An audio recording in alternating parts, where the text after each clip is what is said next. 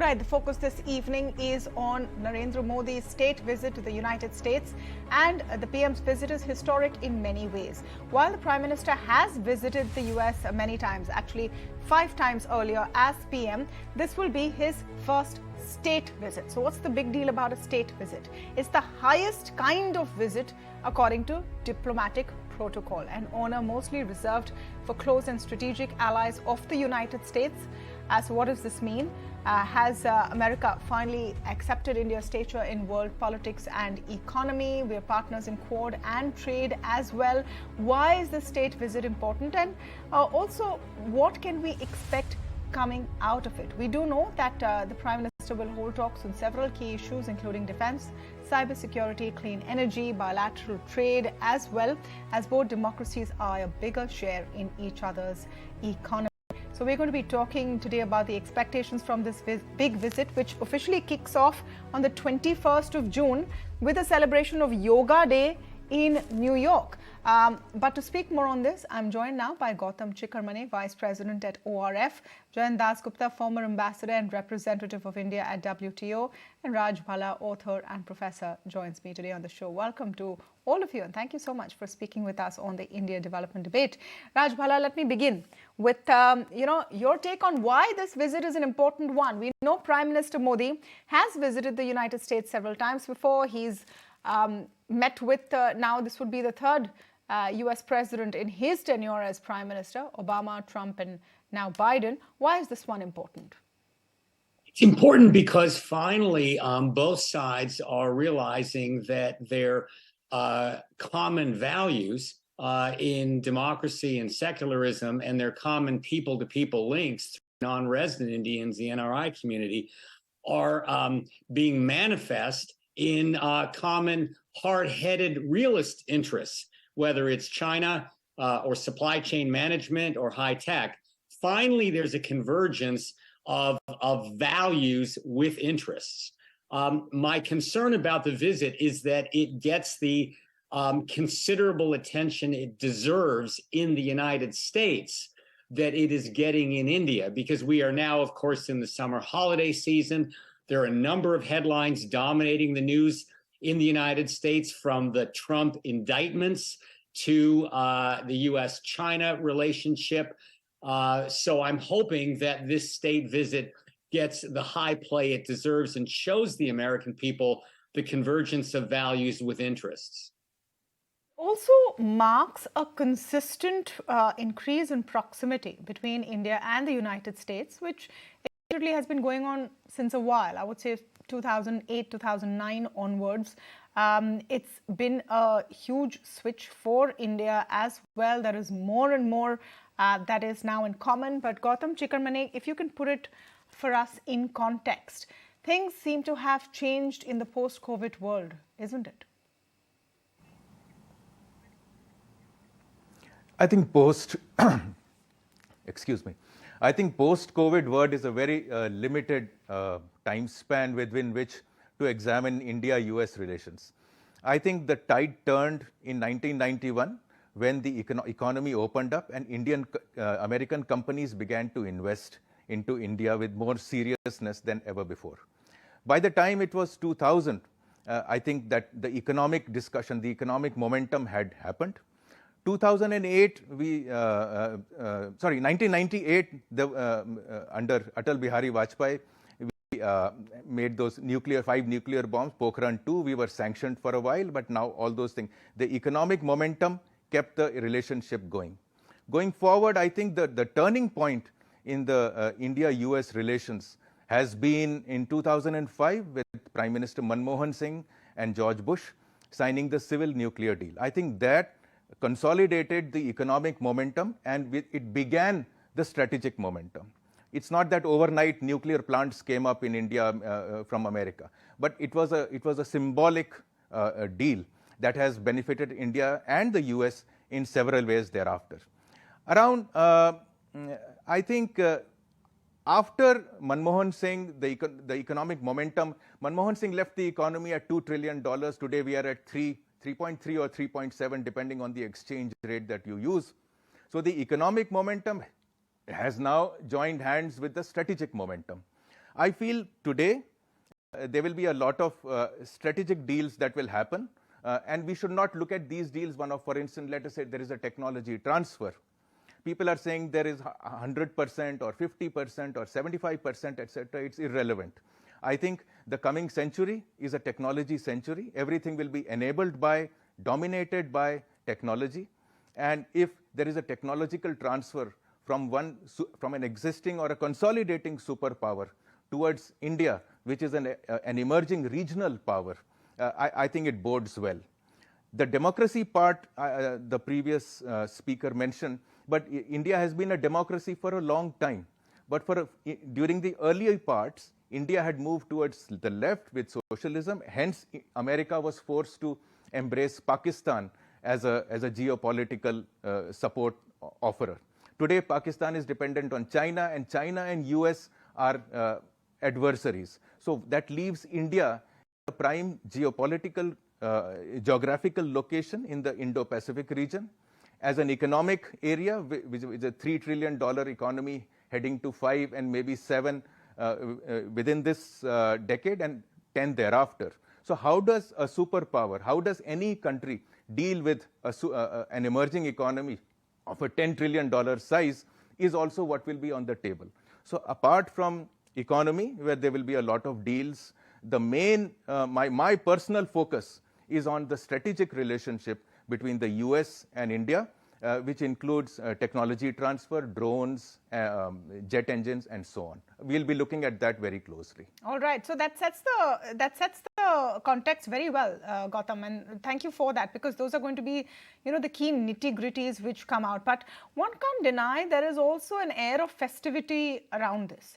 The Indian-American community has punched above its weight in terms of its presence in the mind space compared to the size of the population. And some of that is being seen. We're already seeing stories about Modi Thali in New Jersey and these unity alliances and all of this excitement. And I'm sure there's a lot of chatter and thought there. Dr. Bharat Barai is joining me now on the show. And, we're going to be talking to him about some of those preparations to make this also a very colorful and people-to-people connect, apart from all of the hard work which will go into strategy that Gautam Chikermane spoke about. Dr. Bharat Barai, what can we expect? It's going to be a very less scale or subdued kind of event as compared to what we have seen for last few years. And that's because of the Prime Minister's scheduling conflict. Actually, in January 31st, we got an indication that Prime Minister will be coming and can we do a large event in Chicago? And we did book for the Prime Minister United Center, where the Democratic Party's convention will be next year. And that is almost a replica of Madison Square Garden. Then it shifted that the meeting may be between 20 and 27. And we booked another large stadium called Soldier Field, which can accommodate almost 45,000 people in Chicago. And we were looking forward to having another large event for the Prime Minister in Chicago. Unfortunately, White House could not give the exact specifications, the date, and how long the visit would last. And because of that, till May end, we could not find out when would the meeting will be and when will the meeting get over. So the ambassador told us on 29th of May that Prime Minister's last schedule related in Washington, D.C. would be 6 p.m. on 23rd.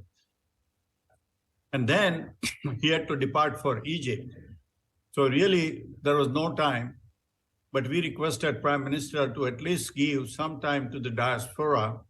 And he was very gracious enough to give time for the diaspora, but within a matter of 2 hours, how much can we do? So we decided to do an event in Washington, D.C. itself. And in 3 weeks' time, the most we could do was get a large event of about 1,000 people.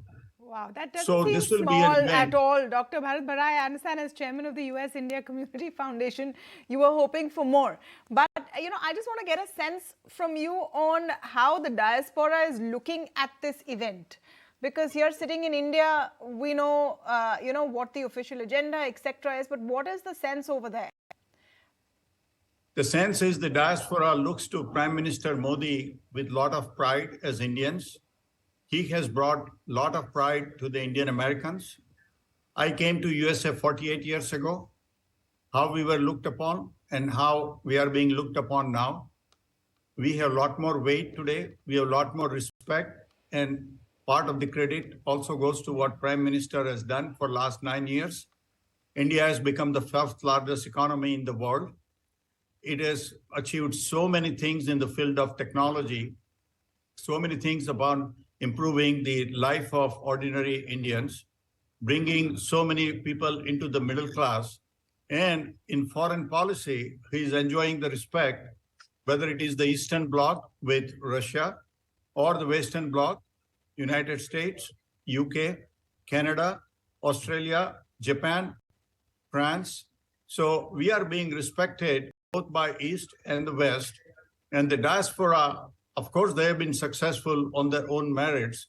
But now people are looking upon India as one of the world powers that counts, not a country of snake charmers that we were looked upon 50 years ago.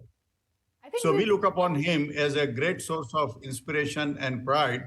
And we want to do what we can to try to communicate further for the progress of India. And the topic of his lecture is going to be the role of diaspora in the growth story of India. All right. That's exciting. I'm sure that's going to be, huge kind of a show, even if you're getting just 2 hours, as you said, and the role of the diaspora is always there. But let's talk about trade. And at the end of the day, and at the end of this trip, what we're all going to sit down and see is what came out of it. Apart from the fact that it's a state visit and we've been accorded a state visit, etc. Jayant Dasgupta, how big a part of the puzzle is the trade piece? We have had very good trade relations with the US, especially in the past 10 years or so. And it has been growing at a fast clip. But there are areas where there is an immense scope for further cooperation. For instance, the initiative on critical and emerging technologies, it has 6 focus areas. And one of them is about the supply chain for semiconductors. Of course, space is another one. Defense industrial cooperation is another one of those 6 areas. Now, in terms of electronic products imports into the US imports about $500 billion worth of semiconductors, electronic, various kinds of components, etc. And India's exports of that $500 billion odd is very little. So if this initiative on critical and emerging technologies and this technology transfer and investment, more importantly, investment by American companies in India in semiconductors takes place, there would be a great deal of benefit to both sides. As our ambassador had mentioned recently, the US has both capital and technology, and we have scale and we have talent, and it could be a winning combination for both countries. So this is just one of the areas which I mentioned. There are, of course, in defense cooperation, India has been very clear that it wants to emerge as a large defense exporter. Now, one of the deals which is likely to be signed is about the General Electric 414 engine for our light combat aircraft. And we are indeed in talks with various countries to sell the LCA to countries. So that is one part. The second part is about our strategic cooperation, because trade cannot just stand on its own without a strategic cooperation. And And we are buying 31 drones of, I think, the MQ-9B series. Now, that is to start with a big deal because it is worth more than $3 billion. But at a later stage in future, I'm sure there would be talk of cooperation in drone technology also, because the US and China, these are the two leading powers in terms of drone technology. So there is a scope for not only having a strategic partnership, but to convert it into a win-win deal in terms of trade for both sides. So, of course, the defense part is very, very crucial. And as Gautam said, that's something he is going to be looking at. Gautam, whenever we talk about defense partnership, the sort of fine print that is looked at, is the US going to just sell us their stuff or also share the know-how or the technology of it? How much are we thinking on the Make in India vision as far as defense is concerned? It's of course a huge import, but our indigenous efforts are being bumped up over the years. And can you talk us through what you will be looking out for on that specific aspect? See, I think the policy response to having defense technologies, etc., is already in place. 100% investment is now allowed. FDI is allowed in defense. So I don't see that as a problem. Technology transfer is already on the table. People are, it's being debated, and it's just the percentage of how much of that technology transfer will happen that will be negotiated. Drones, as the previous speaker said, and I had mentioned earlier, is going to be an important, that's the warfare of the future, again, driven by technology. So I don't see too many hurdles other than India getting its backend in place. For instance, the large number of compliances, the amount of Inspector Raj, etc. And that is also getting cleaned up with the Jan Vishwas bill. You can see that the imprisonment clauses attached to very surface level crimes, surface level, not crimes, non-compliances are going to go. So I feel on the one side, India is cleaning up its backend, its bureaucracy, its Inspector Raj at a policy level, which I hope will now come down into the states, because states is where the investments are happening, not at the union level.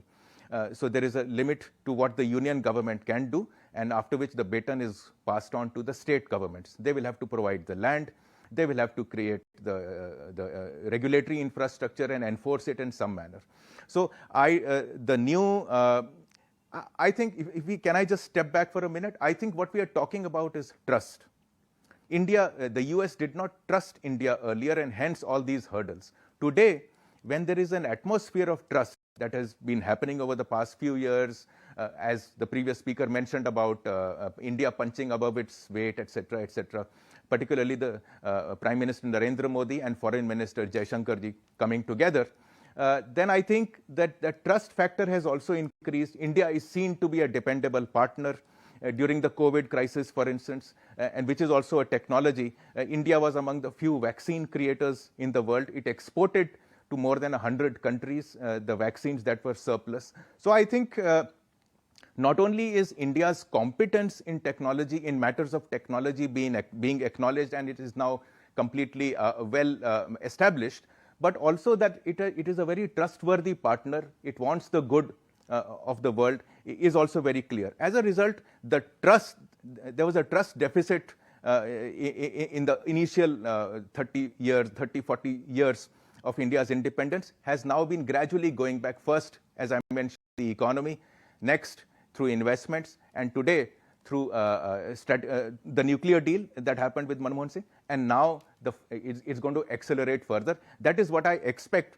But we need to be, what we need to be careful is that there are bureaucrats sitting on both sides, in America as well as in India, and the final negotiations, the tiring, the painstaking, yes, clause by clause, fine print by fine print, will happen on both sides. So let us not beat ourselves too much on that side. No, even the Americans absolutely. That dotting of the I's as far as the bureaucracy is concerned. Sure, the dotting of the I's and crossing of the T's has to be done by the bureaucracy, and these things will take perhaps several months, if not years, to unfold.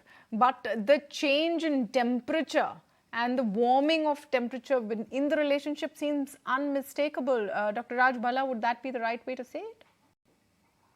Right way to think about it. I mean, there are a couple of points to note, and one is that the good feelings are nationwide. This is not just a coastal phenomenon of NRIs in California and New York and New Jersey. Every state has an NRI community, and people are familiar with this community through many of the cultural and other aspects of their life, whether it's a morning yoga class or going to professional for services.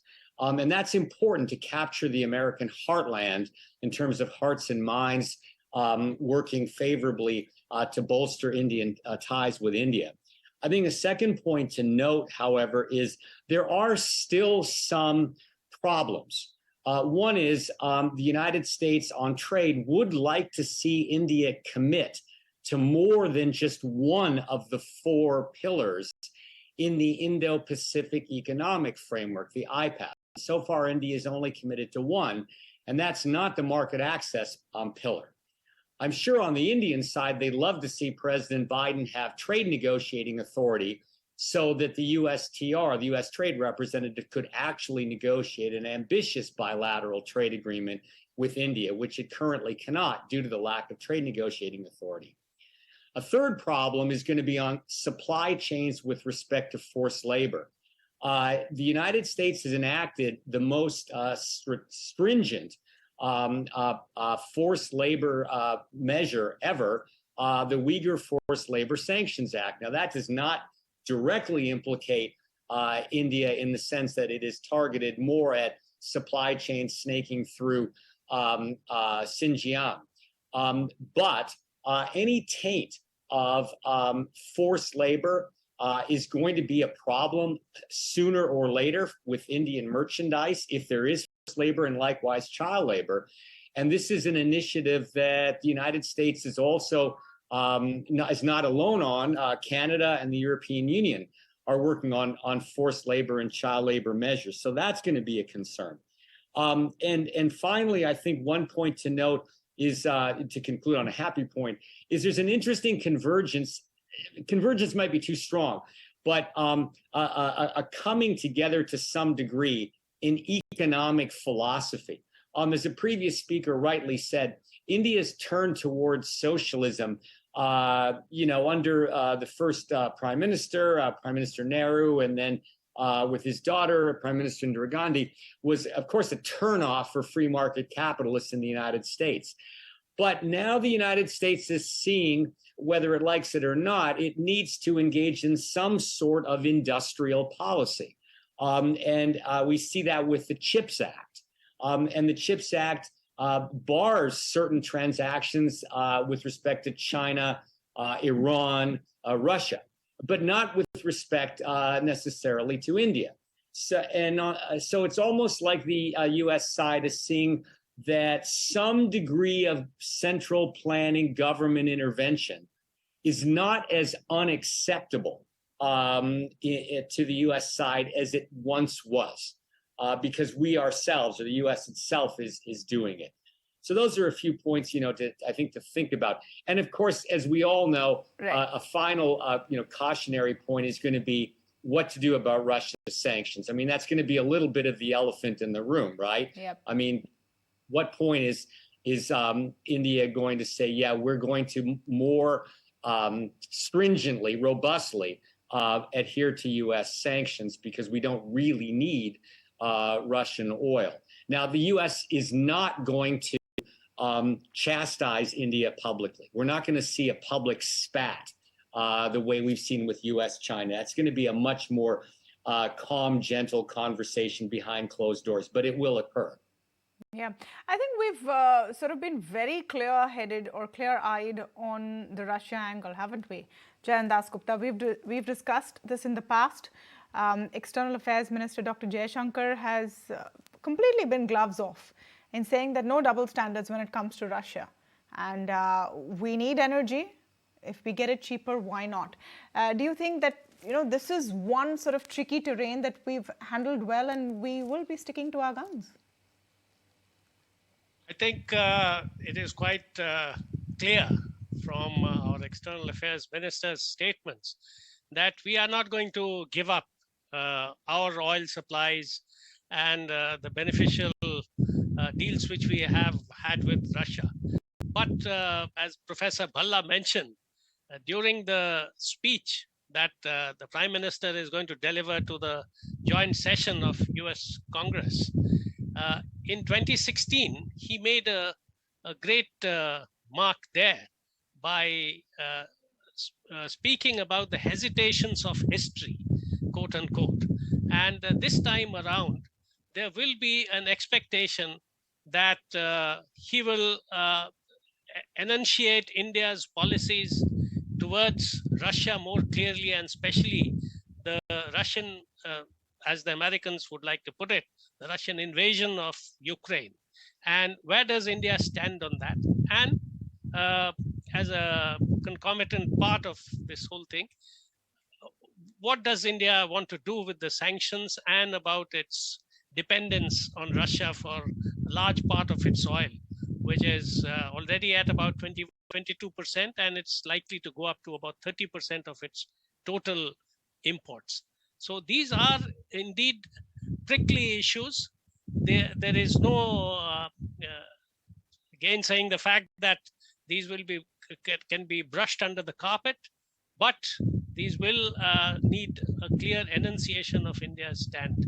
So in the speech of the Prime Minister, the US Congress would be listening with a great deal of interest and attention. And this has also been mentioned by the India Caucus, which is a bipartisan group. I think Senator Warner is there, and Republican senator is also there. So there would be some, I think, degree of uncertainty on this score, but there are bound to be differences. It can't all be hunky-dory on every single aspect. There can't be complete convergence in the views of India and the US. So that is what we will have to accept. Absolutely. It's going to be an interesting visit, and this is sort of just the beginning of the coverage you will be seeing. Thank you so much to all of you for joining us today on the India Development Debate as we set the stage for a visit that's being called a milestone in the India-US relationship. We'll take a very short break, but stay tuned. A lot more coming up on the other side.